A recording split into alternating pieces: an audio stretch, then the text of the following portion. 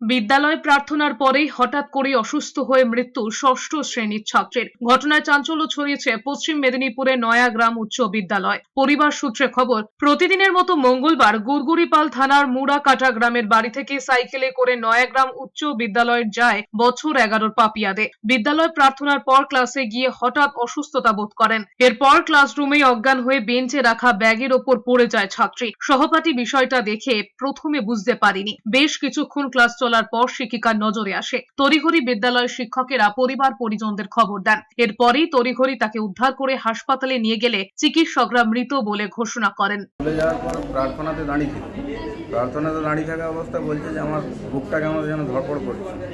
করার সঙ্গে সঙ্গে সেন্সলেস হয়ে যায়। মেয়েগুলো ধরে নিয়ে যখন জল টল দেয় তখন সেই সেন্সলেস অবস্থায় প্রথমে জোসেফ হসপিটাল, তারপরে মেদিনীপুর মেডিকেল কলেজে আসার পরে এখানে বললো যে মারা গেছে উনি ইমার্জেন্সি।